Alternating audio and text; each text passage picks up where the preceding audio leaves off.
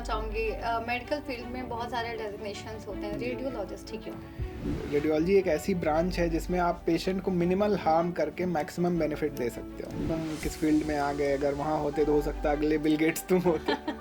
That is over exaggeration. घर का जो बड़ा बच्चा होता है वो सीधा ही रहता है, वो 360 डिग्री चेंज हुआ है। मेरा इंटरेस्ट बहुत ज़्यादा कंप्यूटर साइंस में था। वरना मम्मी से चाहे कितना सीधा बच्चा हो, मार तो जरूर खाया ही बिल्कुल होगा। बिल्कुल। बैड हैबिट कहिए, गुड कहिए, कि हार्ड वर्किंग मैं शुरू से रहा हूँ। कोई काम अगर दे दिया गया है तो उसको मुझे अंत तक पहुँचाना ही पहुँचाना है। बट क्या है कि नॉन मेडिकोज और बाकी जो कॉर्पोरेट हॉस्पिटल्स जो चलाए जा रहे हैं, वहाँ पे कहीं भी एथिक्स नहीं आ रहे हैं। वो एज ए प्योर बिजनेस चला रहे हैं।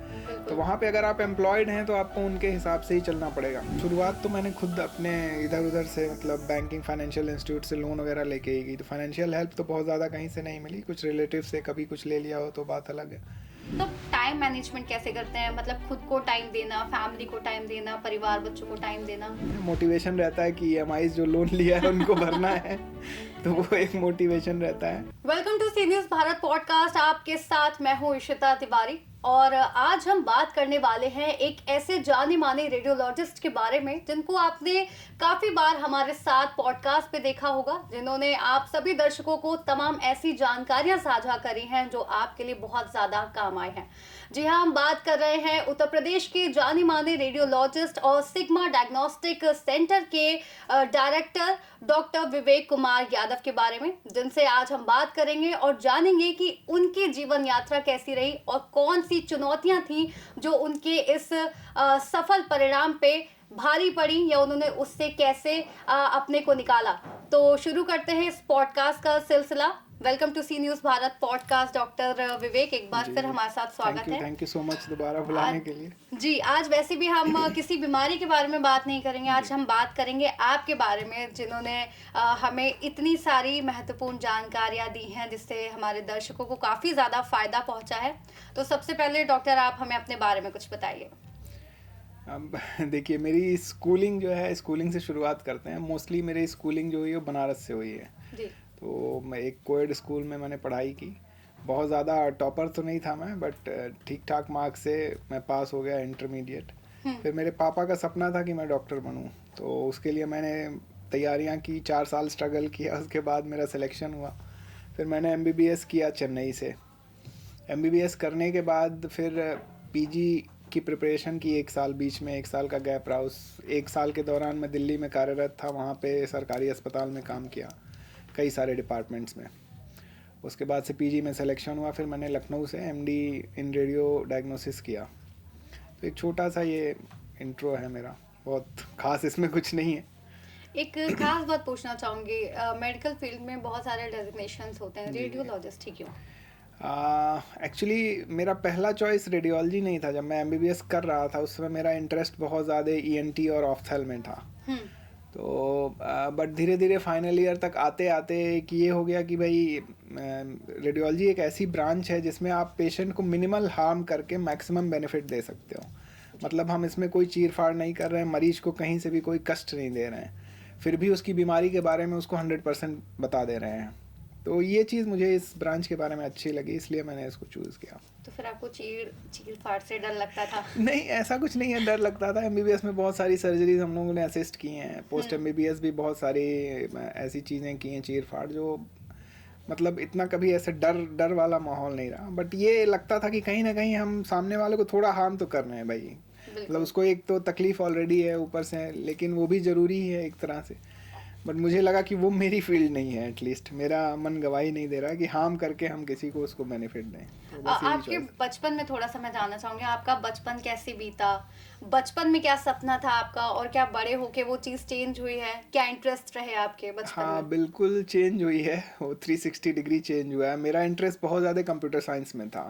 अच्छा। और मैं उसमें बहुत अच्छा भी था। यहाँ तक कि मेरे स्कूल फ्रेंड्स आज भी मिलते हैं तो कहते हैं कि तुम किस फील्ड में आ गए, अगर वहाँ होते तो हो सकता है अगले बिल गेट्स तुम होते। दैट इज़ ओवर एक्सैजरेशन, बट कुछ ना कुछ मैं बेटर कर लेता उसमें। But considering my father's wish, तो मैंने फिर इस फील्ड को ही चुना। अब आज इसी में है जो भी है। आपसे ये जानना चाहूंगी, आप जितने शांत अभी हैं, जितने शालीनता से आप बात करते हैं, क्या बचपन में भी आप ऐसे थे या कुछ मस्करापन या चटपटापन आपके बचपन में रहा होगा? काफ़ी कम रहा है। मैं शुरू से ही बहुत सीधा बच्चा रहा हूँ। मेरे फादर, मेरे पेरेंट्स सब यही मानते हैं कि बहुत ज़्यादा मैंने तकलीफ़ नहीं दी है बचपन में भी। तो शुरुआत से ही बाय नेचर में सीधा रहा हूँ। लोग कहते भी हैं ना, घर का जो बड़ा बच्चा होता है वो सीधा ही रहता है। तो मैं अपने घर का सबसे बड़ा बेटा हूँ, तो मैं सीधा ही था शुरू से ही। आपके बाकी भाई बहन का डेजिग्नेशन क्या है? मेरी एक सिस्टर है, एक छोटा भाई है। सिस्टर ने एमबीए किया है और अभी वो मैरिड है, तो हाउस मेकर है। प्लस अपने इन लॉज के साथ वो एक स्कूल रन करती है। मेरा छोटा भाई जो है उसने बीटेक किया, एमबीए किया और अभी वो यूपीएससी की तैयारी में लगा हुआ है। आपका किसके साथ ज्यादा लगाव रहा है, अपने मम्मी के साथ या पापा के साथ? दोनों लोग के साथ रहा है। लेकिन फादर के फिर साथ भी था, एक थोड़ा फादर की तरफ थोड़ा ज़्यादा रुझान रहा है शुरू से। क्योंकि अक्सर देखा गया है कि लड़कियां पापा की ज्यादा प्यारी होती हैं और लड़के मम्मी के ज्यादा दुलारे होते हैं। बिल्कुल। तो ये थोड़ा सा अलग है कि आप पापा के साथ जी, ज्यादा जी, क्लोज जी। रहे हैं और शायद इसीलिए आपने पापा के ड्रीम को आगे परस्यू करने का सोचा है। That is the reason. आपके दोस्त वगैरह के साथ कैसे कांटेक्ट थे, क्या आज भी कांटेक्ट में हैं हाँ सारे बिल्कुल दोस्त? है। मेरे स्कूल के 4-5 फ्रेंड्स हैं, उनसे आज भी कांटेक्ट है। सब अलग अलग फील्ड से हैं। मेडिकल फील्ड में एक ही फ्रेंड है जो मेडिसिन में गया है, अभी एमडी इन पीडियाट्रिक्स कर रहा है अभी करेंटली। फिर मेरे कॉलेज फ्रेंड्स जो हैं उसमें 3 मेरे सगे बहुत घनिष्ठ फ्रेंड रहे हैं जो आज तक अभी भी उनसे कम्युनिकेशन होता रहता है। तो एक उसमें से एक जो है वो तो रेडियोलॉजी ही किया है उसने भी पीजी में, और दूसरे ने सर्जरी ली है। तो मोटा मोटी यही फ्रेंड्स हैं स्कूल और कॉलेज के। क्या डिफरेंस आता है कॉलेज की दोस्ती में, स्कूल की दोस्ती में, और जब आप इतने बड़े स्तर पे एक जस्ट लाइक आप रेडियोलॉजी के बारे में पढ़ रहे हैं, तो क्या डिफरेंस आता है कुछ दोस्तों में? कंपटीशन, अलगाव, लगाव? देखिए, स्कूल फ्रेंड्स बेसिकली हमने जो देखा है कि वहाँ पे इतना कंपटीशन नहीं होता है किसी भी चीज़ को लेके। जो भी करते हैं साथ में करते हैं, जहाँ भी जाना है साथ में जाते हैं। इवन कॉलेज फ्रेंड्स भी जो हैं वो भी बहुत हद तक आपके बेनिफिट के लिए ही सोचते हैं कभी अगर फ्रेंड हैं तो। ऐसे बोलने के लिए तो बहुत सारे कॉलेज में भी हैं, जो फ्रेंड नहीं होते हैं वो हमेशा आपसे कंपटीशन रखेंगे, कुछ ना कुछ गलत आपके बारे में सोचते रहेंगे, ये शिकायत कर दें, ये थोड़ा पीछे आ जाए। तो ऐसी चीज़ें रहती हैं। जो प्रॉपर आपके दोस्त हैं, जो घनिष्ठ मित्र हैं, वो आपका कभी बुरा तो नहीं चाहते हैं एटलीस्ट। बट अभी जब प्रोफेशन में आप आते हो तो बहुत लोगों से मुलाकात होती है, वो एक मतलब एक फॉर्मल चीज़ रह जाती है। फिर आप उनसे बहुत ज़्यादा ना उनके ऊपर डिपेंड कर सकते हो, ना वो आपकी बहुत ज़्यादा हेल्प करेंगे। तो वो बातचीत वाली बात रह जाती है। तो ये एक डिफरेंस होता है फ्रेंड्स, स्कूल फ्रेंड्स और कॉलेज फ्रेंड्स और अभी के प्रोफेशन में। देखा जाता है कि मेडिकल फील्ड की पढ़ाई बहुत ज़्यादा टफ मानी जाती है। बिल्कुल। मोटिवेट करने के लिए आपने क्या किया और कैसे आपने इतना खुद को मोटिवेट रखा कि आज आप इस मुकाम पे हैं? मोटिवेशन देखिए, कुछ तो फैमिली से भी आता है कि पेरेंट्स ने बोला है कि करना है तो करना है। और शुरू से मेरी एक बैड हैबिट कहिए, गुड कहिए, कि हार्ड वर्किंग मैं शुरू से रहा हूँ। कोई काम अगर दे दिया गया है तो उसको मुझे अंत तक पहुँचाना ही पहुँचाना है। तो वो एक नेचर मेरा शुरू से रहा है। तो इसी सब चीज़ों से मोटिवेशन मिलता रहा है। कभी हार नहीं मानी, कितना भी टफ कोई भी एग्ज़ाम रहा हो, सब 1 गो में पास किया है। डील कैसे करते हैं, स्ट्रेस वगैरह होता था तो? हाँ, स्ट्रेस से डीलिंग थोड़ी टफ है। हाँ, कॉलेज डेज़ में हम लोग थोड़ा बहुत दोस्तों के साथ कहीं घूमने निकल गए, बातचीत कर लिया, कोई मूवी देख ली, कहीं गाने सुन लिए, कुछ खेल लिया, इस तरह से थोड़ा स्ट्रेस दूर होता था। अभी आज के ज़माने में तो स्ट्रेस दूर करने का भी समय नहीं होता है। बिल्कुल। तो वो मैनेज करने के लिए फिर फैमिली साथ आती है। बच्चों को देखिए, अपने पेरेंट्स को देखिए, उनके साथ थोड़ी देर बैठिए, तो उससे थोड़ा स्ट्रेस हल्का होता है। कहते हैं कि आप जिस प्रोफेशन में हैं आजकल, कहीं ना कहीं वो प्रोफेशन एक सर्विस से ज़्यादा एग्जैक्टली एक प्रोफेशन वर्ड जो होता है वो बन चुका है, एक पैसे कमाने का सिर्फ जरिया रह गया है। बिल्कुल। तो आप क्या सोचते हैं इस बारे में? हाँ, इसमें बहुत सी सच्चाई है। देखिए, अब एज अ डॉक्टर मैं इस बात की बहुत वो सहमति इसमें नहीं दूंगा। बट क्या है कि नॉन मेडिकोज और बाकी जो कॉरपोरेट हॉस्पिटल्स जो चलाए जा रहे हैं, वहाँ पे कहीं भी एथिक्स नहीं आ रहे हैं। वो एज अ प्योर बिजनेस चला रहे हैं। तो वहाँ पे अगर आप एम्प्लॉयड हैं तो आपको उनके हिसाब से ही चलना पड़ेगा। और हर डॉक्टर, हर फील्ड के डॉक्टर की ये कैपेसिटी नहीं है कि खुद ही अपने आप को वो रन करे। कहीं ना कहीं आपको किसी के अंदर काम करना है। तो वो मैक्सिमम जो बड़े हॉस्पिटल्स या ऐसे नॉन गवर्नमेंटल संस्थाएं हैं, वहाँ पे कहीं ना कहीं थोड़ा बिजनेस मोटिव तो रहता ही है। जो भी अपना इतना कॉर्पस लगा रहा है, लोन लेके खोल रहा है, कहीं ना कहीं वो अर्न करने के लिए वो कुछ ना कुछ अपना करते रहते हैं। बट इसका मतलब ये नहीं कि सारे डॉक्टर ही ऐसी सोच रहे हैं या डॉक्टर एथिक्स फॉलो नहीं कर रहे हैं, बट बिल्कुल आज के युग में पैसा सबके लिए ज़रूरी है, बिल्कुल। तो लोग उस चीज़ में जा रहे हैं। आपने अपना डायग्नोस्टिक सेंटर खोला है, जी उसके बारे में थोड़ा बताइए, क्योंकि आपने जैसे अभी बोला कि कहीं ना कहीं किसी के अंडर काम में रहते हैं तो प्रेशर जी ज़्यादा जी होता है और जी वो जी चीज़ जी शायद उतने एथिक्स नहीं बन बिल्कुल पाते बिल्कुल हैं। बिल्कुल। तो डायग्नोस्टिक सेंटर खोलने का आपने कैसा सोचा, पीछे के सपोर्ट्स आपके कौन थे और क्या इसमें चुनौतियां सामने आई आपको? देखिए, पहले तो खोलने का यही मतलब था कि किसी के अंडर में काम नहीं करना है, हम मतलब अपने एथिक्स से बहुत कॉम्प्रोमाइज़ नहीं कर सकते। हम्म। कहीं पे भी जाएंगे आप, किसी अगर हॉस्पिटल में कार्यरत हैं तो कुछ ना कुछ ऊपर नीचे चीज़ें करनी पड़ती हैं, तो एक तो वो रीज़न था, और दूसरी टाइम की फ्लेक्सिबिलिटी थोड़ी हम चाहते थे कि भाई हम अपने हिसाब से जाएं, 1 घंटा लेट भी अगर पहुंच रहे हैं तो मरीज़ वेट कर ले रहा है। हाँ। बाकी जगहों पे आप वो फ्लेक्सिबिलिटी आपको नहीं मिल पाती है।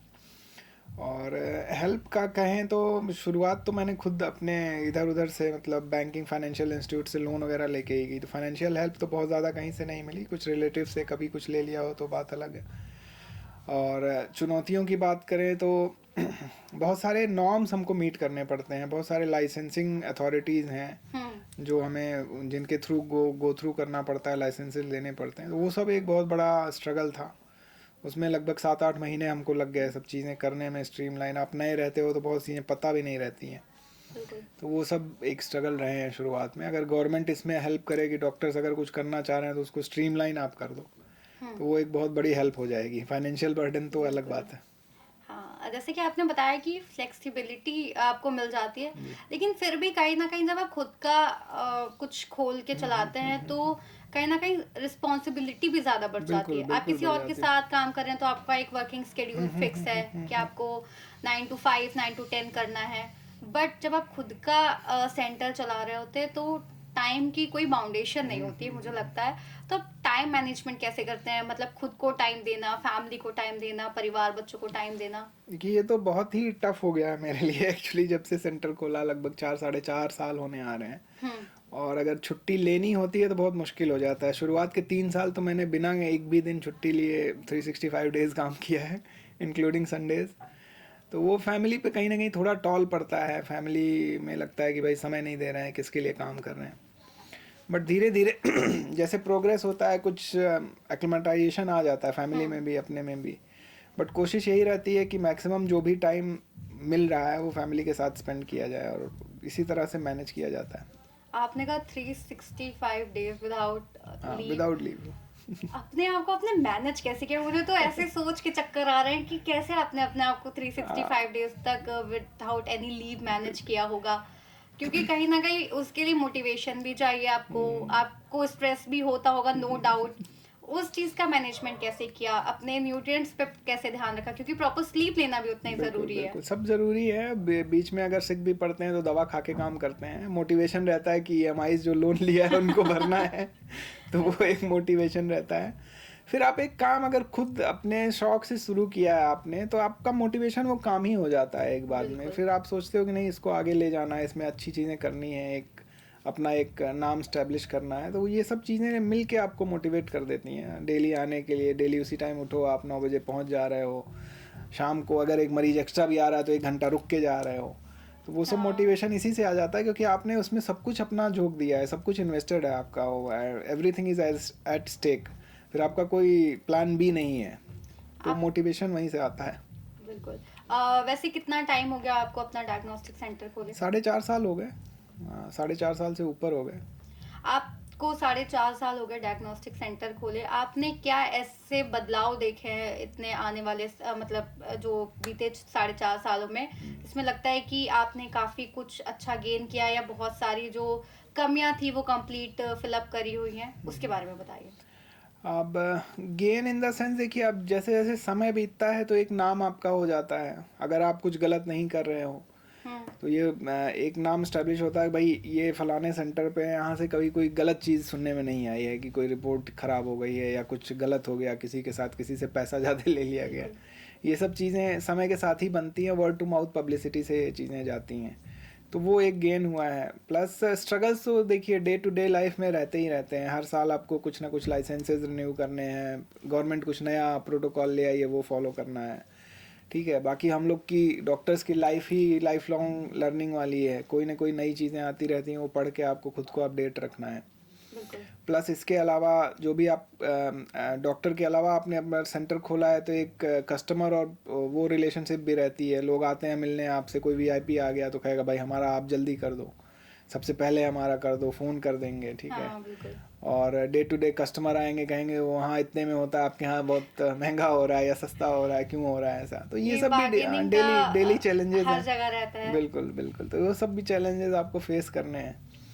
तो ये सब डे टू डे चैलेंजेस हैं, बट धीरे धीरे आप जब उसी पेशे में रहते हो तो वो सब हैंडल करना आ जाता है और धीरे धीरे एक स्ट्रीमलाइन आपका हो जाता है समय के साथ। बिल्कुल। आपको क्या लगता है कि आपके प्रेजेंट में जो सबसे खास मोटिवेटेड या जो एक बोलते हैं बहुत ही जो अच्छी चीज़ होती है वो क्या चल रही है? अच्छी चीज़ें जिसके लिए आप थैंकफुल हैं कि हाँ कि या फिर you are living your dream. देखिए अभी वो स्टेज तो नहीं आई है कि हम बहुत ज़्यादा थैंकफुल खुद को फील करें कि जहाँ हमको पहुँचना था या जो सोचा था वो हो गया। अभी इन ड्यू प्रोसेस ही हैं, हम अभी वहाँ तक पहुँचे नहीं हैं। जब वहाँ पहुँचेंगे तो अगली पॉडकास्ट में आपको ज़रूर बताएंगे कि अब वहाँ पहुँच गए। आई विश कि हम अगले पॉडकास्ट में ये डिस्कस कर रहे हो कि now finally you achieve your goals. जी बिल्कुल I am waiting for that day. Same या।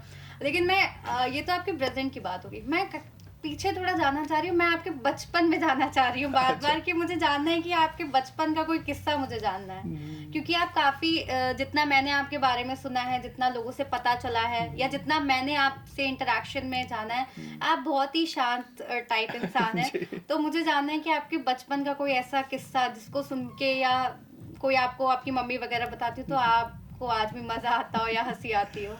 बचपन का कुछ ऐसा किस्सा तो नहीं है। हाँ, गर्मी की छुट्टी में हम लोग गांव वगैरह जाते थे तो दोपहर भर खेलते रहते थे, तो वहाँ हमारी तबीयत हर गर्मी की छुट्टी में ख़राब होती थी। फिर कभी अगर रह गए तो चोरी छुपे, हमारी बचपन में बहुत कॉमिक्स पढ़ने की बहुत आदत थी। तो एक हमारे कज़िन ब्रदर थे, उनके साथ हम लोग जब सब लोग सो जाते थे तो धीरे से चुपके से जाके और कॉमिक्स खरीद के लाके पढ़ना, वो एक आदत थी जो हमको याद आ रही है एट प्रेजेंट। तो बाकी इसके अलावा तो ऐसा कोई किस्सा नहीं है। मार किससे पड़ती थी ज़्यादा? मार मम्मी से ज़्यादा पड़ी है। पापा कभी कभार डांटते थे। चाचा हमारे थे, वो भी, उनसे भी बहुत मार पड़ी है उनको। हमें लगता है कि शायद ही इस दुनिया में कोई ऐसा बच्चा होगा जो अपनी मम्मी से मार ना खाया बिल्कुल, वरना मम्मी से चाहे कितना सीधा बच्चा हो मार तो जरूर खाया ही होगा। बिल्कुल। तो कॉमिक्स पढ़ने की आदत आपको आज भी है या नहीं, अब तो या ये चेंज होके बुक रीडिंग पे चला गया है? बुक रीडिंग बीच में हुई थी एक्चुअली, जब कॉलेज में थे उस समय किताबें पढ़ने का शौक था। अब तो शौक होते हुए भी समय नहीं है कि पढ़ सकें, बट कोशिश रहती है कि कुछ अच्छी किताबें अगर मिल जाएं तो उनको पढ़ा जाए। फ्री टाइम में क्या करते हैं आप? फ्री टाइम एक्चुअली है नहीं। फ्री टाइम जो भी मिलता है वो, फिर भी कुछ टाइम मिलता हो, कुछ मूवीज देखना, कुछ टाइम बिल्कुल। अगर वीकेंड्स में कभी एक्स्ट्रा कुछ टाइम मिल गया तो कुछ वेब सीरीज वगैरह जो आती हैं लेटेस्ट, वो कभी कभार बिंज कर लेते हैं। करंट फेवरेट वेब सीरीज कोई? करंट फेवरेट अभी फैमिली मैन खत्म किया है लास्ट वीक। अच्छा। मनोज बाजपेयी की एक्टिंग अच्छी लगती है तो वो देखा था। कभी एक्टिंग में जाने का मन किया? नहीं, हम सो कैमरा शाई, मतलब सोशल शाई, हर तरह के शाई हैं, हम फेस नहीं कर सकते, सो कभी उस तरफ ध्यान गया नहीं। आपने बताया कि आपको कंप्यूटर साइंस से बहुत लगाव था, आप उसमें अच्छे भी थे। अगर मैं आपसे कहूँ कि अगर आप रेडियोलॉजिस्ट ना होते, कंप्यूटर साइंस से भी इंटरेस्ट आपका हटा दिया जाए, तो आप क्या होते या क्या बनने की इच्छा रखते हैं? ये तो मुश्किल सवाल है। देखिए मेरा पैशन तो कंप्यूटर साइंस था, लेकिन अभी प्रोफेशन हमारा जो है मेडिकल फील्ड है।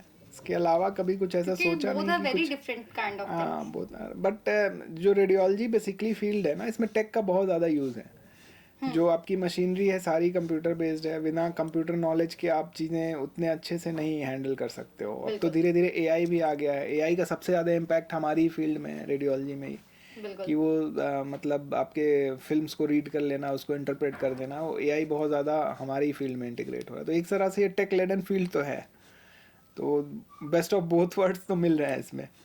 बट अगर कंप्यूटर साइंस में होते तो बिल्कुल बात अलग होती है। अभी कहाँ होते तो अभी नहीं बता सकते। लेकिन क्या प्रोफेशन आप करते हैं उस पे जानना चाहती हूँ ये कि अभी मेरे आपके अंदर की बात क्या है। दिमाग में अभी ऐसा कुछ आया नहीं। बीच में हमें लिखने का भी शौक हुआ था, हो सकता है राइटर बन गए होते। बिल्कुल। थोड़ा बहुत पोएट्री भी कर लेते थे, अब तो कभी छूट कुछ गई। लिखा आपने?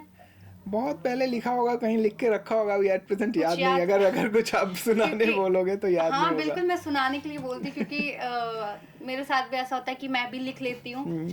लेकिन ये बात आपने सही कही कि अगर आपने लंबे समय पहले लिखा होता हाँ है तो तो वो याद चीज़ नहीं, एग्जैक्टली याद नहीं बिल्कुल याद आती नहीं है। होती। हम लोग की लाइफ इतनी एक्चुअली कम्बरसम है ना, सुबह से शाम तक सिर्फ पेशेंट डीलिंग और डिजीजेस पढ़ पढ़ के दिमाग में और कुछ बचता नहीं है शाम तक। लिखने का मोटिवेशन तो कहीं ना कहीं से आता ही होगा।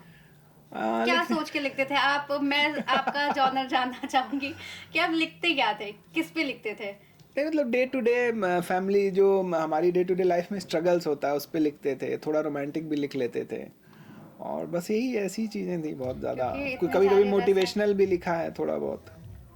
तो वो है। आपको अगर कुछ लिखने के लिए दिया जाता तो आप किस पे लिखना पसंद करते? सिर्फ एक कोई टॉपिक। एट प्रेजेंट आप बोलोगे तो थोड़ा मोटिवेशन पे लिख सकते हैं, क्योंकि अभी लाइफ में मोटिवेशन की बहुत ज़रूरत मुझे है। लगता है कि आपको लिखना चाहिए, क्योंकि मुझे लगता है लिखने की आदत ना खुद को मोटिवेट करती है, हाँ, बट वो जो लाइंस होती है ना, स्ट्रेस जब बस्टर होते हैं थोड़े से। एग्जैक्टली स्ट्रेस बस्टर होता है। और दूसरी बात, जब वो दूसरों पे पहुंचती हैं तो हम्म। कहीं ना कहीं उनको भी उनकी लाइफ बहुत में भी थोड़ा सा बिल्कुल। और आजकल मोटिवेट रहना सबसे ज्यादा टफ टफ काम काम है और सबसे ज्यादा जरूरी काम है। मुझे लगता है बिल्कुल कि बिल्कुल मोटिवेट रहना है। बिल्कुल। कई सारे लोगों को देखा है कि आज कुछ नाम मुझे याद नहीं आ रहे, लेकिन कुछ लोगों को मैंने देखा है जो थे किसी और फील्ड में, लेकिन लिखने की लिखने उनकी क्षमता इतनी ज़्यादा बेहतरीन थी कि आज सोशल मीडिया पे हम कई लोग को देख रहे हैं, हर एक दूसरी रील में कोई ना कोई अपनी शायरियाँ बोल रहा है, कविताएं बोल रहा है, बिल्कुल बिल्कुल। और शेयरिंग इतनी होती है कि कहीं ना कहीं लोग उससे मोटिवेट भी होते हैं। तो मुझे लगता है कि आपको लिखना तो चलिए, ज़रूरी चाहिए। बिल्कुल समय निकाल के इस पे सोचेंगे हम। कुछ ना बिल्कुल। कुछ और प्रोग्राम। नेक्स्ट पॉडकास्ट में हम बात कर रहे थे तो आप आइएगा और सुनाइएगा ज़रूर आपने जो भी लिखा बिल्कुल, होगा। बुक्स हमारी कहीं पड़ी होंगी, अगर नोटबुक्स जिसमें लिखा था, तो वहाँ से कुछ ना कुछ लेके आएंगे आपके लिए। हाँ बिल्कुल, मुझे बहुत ज़्यादा उत्सुकता है कि सुनने की कि आपने क्या लिखा होगा, आपकी जी कलम से क्या ही निकला होगा। जी। तो और क्या क्या निकला होगा, ये भी चीज़ है। तो और एक मेरा सवाल आपसे ये भी रहेगा, वापस आते हैं कि आने वाले 5 सालों में आप अपने डायग्नोस्टिक सेंटर को कहाँ देखते हैं और क्या एम है आपका? देखिए, एम तो हमारा ये है कि हम इसको थोड़ा बाइफरकेट करना चाहते हैं, 2-4 जगहों पे इसके ब्रांचेस डालना चाहते हैं। बेसिकली कुछ ब्रांचेस जिसमें से हम ऐसी चाहते हैं जहाँ थोड़ा पुअर पीपल्स को केटर किया जाए, जो बहुत हैवी कॉस्ट नहीं अफोर्ड कर सकते हैं, थोड़ा इकोनॉमिकल। इसमें एट प्रेजेंट भी हमारे यहाँ एक स्कीम चल रही है, जिसमें गवर्नमेंट ऑफ इंडिया की स्कीम है कि 9th ऑफ एवरी मंथ जो भी प्रेग्नेंट वुमेन्स हैं उनका फ्री ऑफ कॉस्ट अल्ट्रासाउंड किया जाए। तो एक एनजीओ के साथ कोलैबोरेशन में हमने ये अपने सेंटर में शुरू किया है। तो ये एक थोड़ा सा वेलफेयर के उसमें हम एक सेंटर डेडिकेटेड रखना चाहते हैं, उसके साथ थोड़ा एक्सपेंशन चाहते हैं। ये आगे की मेरी प्लानिंग यही है। बिल्कुल, बहुत अच्छी प्लानिंग है and wishing you all the very best. जो भी थैंक आपने यू। अपने लिए एम सोचा है, और खासकर अपने साथ साथ आपने जो लोगों के लिए सोशल वेलफेयर के लिए जो काम सोचा है, hope it will success very soon. तो ये थे हमारी खास बातचीत डॉक्टर विवेक कुमार यादव के साथ, जिन्होंने हमेशा की तरह बहुत ही अच्छी बातें बताई और अपनी जो उनकी जीवन यात्रा रही है, जो चुनौतियां रही हैं, उनके बारे में हमसे बातें साझा करी हैं। उम्मीद है आप सबको हमारे पॉडकास्ट बहुत ज़्यादा पसंद आया होगा। बाकी के तमाम पॉडकास्ट के लिए आप जुड़े रहिए सी न्यूज़ भारत के साथ।